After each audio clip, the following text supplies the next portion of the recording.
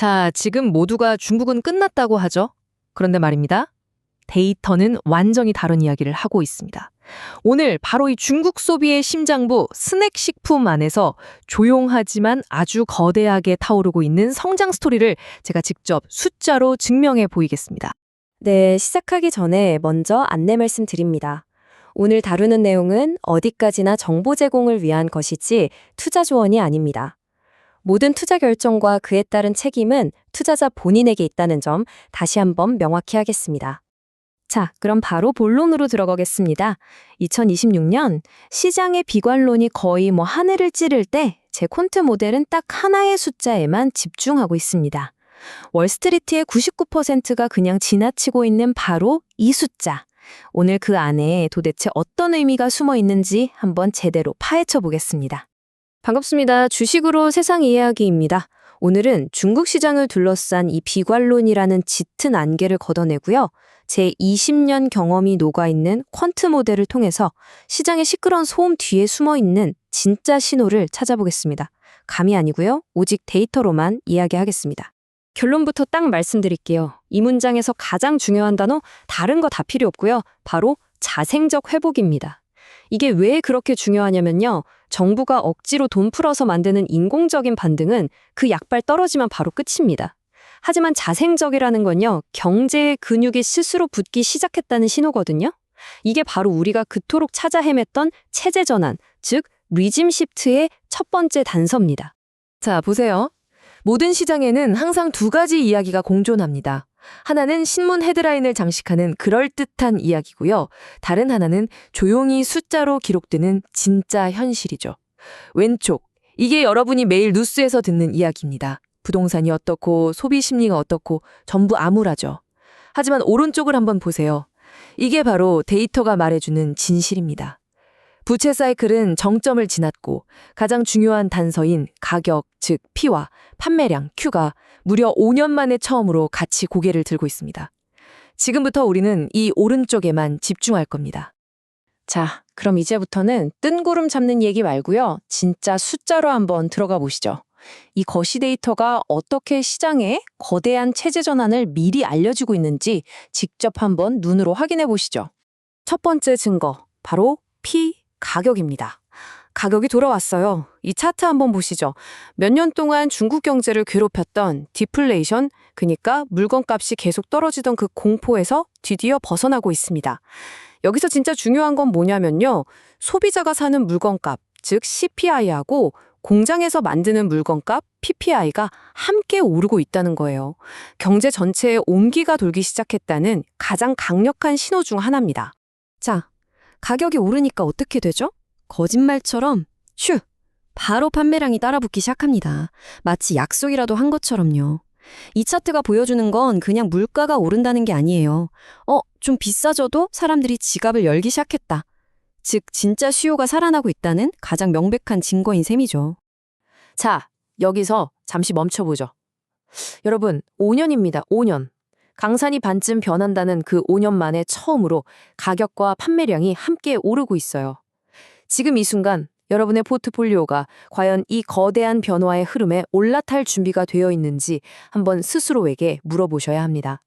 이것이 바로 제가 지난 1년간 그렇게 찾아 헤맸던 체제 전환의 결정적인 신호입니다. 좋습니다. 거시경제의 회복의 신호가 켜진 건 확인했어요. 그럼 이 거대한 돈의 흐름이 이 회복의 에너지가 대체 어디로 쏠리고 있을까요? 놀랍게도 그 중심에는 간식 채널이라는 우리에겐 좀 생소할 수 있는 유통혁명이 자리 잡고 있습니다. 간식 채널이 뭐냐면요. 아주 쉽게 말해서 과자계의 다이소라고 생각하시면 딱 맞습니다. 온갖 종류의 스낵을 커다란 통에 담아두고 손님이 원하는 만큼 봉지에 담아서 무게를 달아 파는 거죠. 단돈 몇천 원으로 10가지 넘는 맛을 볼 수 있으니 지금 중국 젊은 층들이 열광할 수밖에 없는 구조입니다. 이게 바로 불황의 끝에서 터져나온 소비혁명의 심장부인 거죠. 이게 바로 파괴적 혁신이라는 겁니다. 숫자로 보시죠. 불과 6년 만에 이 간식 채널은 전통의 강자였던 슈퍼마켓의 점유율을 그대로 뺏어오면서 시장의 새로운 주인공으로 떠올랐습니다. 이건 그냥 유행이 아니에요. 시장의 권력이 이동하는 파워 시프트입니다. 자, 그리고 이 숫자 45,000. 이게 뭘 의미하냐면요. 5년 만에 매장 수가 무려 25배가 늘어난 겁니다. 이건 그냥 성장이 아니에요. 이건 말 그대로 폭발입니다. 자, 이제 그림이 좀 그려지시죠?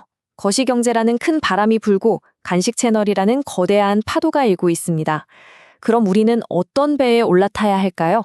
이 거대한 변화를 누구보다 먼저 읽고 아주 영리하게 파도 타기를 시작한 한국 기업 두 곳을 지금부터 집중 분석해 보겠습니다. 첫 번째 타자는 오리온입니다. 제가 왜 이 기업을 주목하는지 딱 4가지로 정리해 드릴게요. 첫째, 데이터상으로 사상 최대 매출이 거의 확실합니다. 둘째, 이 성장의 엔진이 바로 우리가 앞에서 분석한 간식 채널이라는 점. 이건 우연이 아니라 정확한 전략의 결과라는 거죠. 셋째, 제 모델상 이게 가장 매력적인데요. 실적은 터지는데 주가는 역사적인 저점 수준에 머물러 있습니다. 시장이 아직 이 변화를 제대로 못 읽고 있다는 뜻이죠. 마지막으로 배당까지 늘려주는 주주 환원은 이 투자의 안전판 역할을 톡톡히 해줄 겁니다. 말로만 하는 게 아닙니다. 이 차트를 한번 보세요. 오리온의 중국 전체 매출에서 간식 채널이 차지하는 비중이 불과 2%에서 30%까지 수직으로 상승했습니다. 이게 바로 제가 앞에서 말씀드린 정확한 전략이 압도적인 숫자로 증명되는 바로 그 순간입니다. 다음은 삼양식품. 삼양식품의 핵심은 뭐니 해도 불닭이죠. 이건 그냥 라면이 아닙니다. 하나의 문화 아이콘이 된 거죠. 바로 이 막강한 브랜드 파워를 가지고 중국의 새로운 심장부, 간식 채널에 뛰어들었습니다. 여기에 2027년 현지 공장까지 돌아가기 시작하면 성장은 어쩌면 지금부터가 진짜 시작일 수 있습니다. 밸류에이션도 여전히 일본 경쟁사들에 비하면 매력적인 수준이고요. 자, 지금까지 과거와 현재의 데이터를 샅샅이 훑어봤습니다. 이제부터는 미래를 다뤄야겠죠. 하지만 저는 점쟁이가 아닙니다. 미래를 예측하는 게 아니라 각 시나리오별 확률을 관리하는 퀀트의 영역으로 들어가 보겠습니다. 투자는 확신이 아니라 확률 게임이니까요. 제 모델에 따르면 지금 이 흐름이 완만하게 이어진다는 기본 시나리오 확률을 60% 정도로 보고 있습니다. P와 Q 회복세가 꺾이지 않고 간식 채널의 성장이 예상대로 흘러간다는 전제죠. 이 경우엔 포트폴리오의 필수 소비재 비중을 늘리는 게 합리적인 판단입니다. 하지만 우리는 항상 플랜 B와 플랜 C를 준비해야 합니다. 매크로 회복이 예상보다 훨씬 빠른 25%의 강세 시나리오, 그리고 반대로 지정학적 리스크 같은 돌발 변수가 터질 15%의 약세 시나리오에 대한 계획도 반드시 세워둬야 합니다. 자, 이제 가장 중요한 시간입니다. 분석만 하고 끝나면 아무 의미가 없죠. 그래서 어떻게 할 건데 이게 가장 중요합니다. 지금부터 제 구체적인 실행 계획 그리고 그것보다 더 중요한 리스크 관리 원칙을 말씀드리겠습니다. 결론적으로 저의 스탠스는 명확합니다. 신중한 낙관론.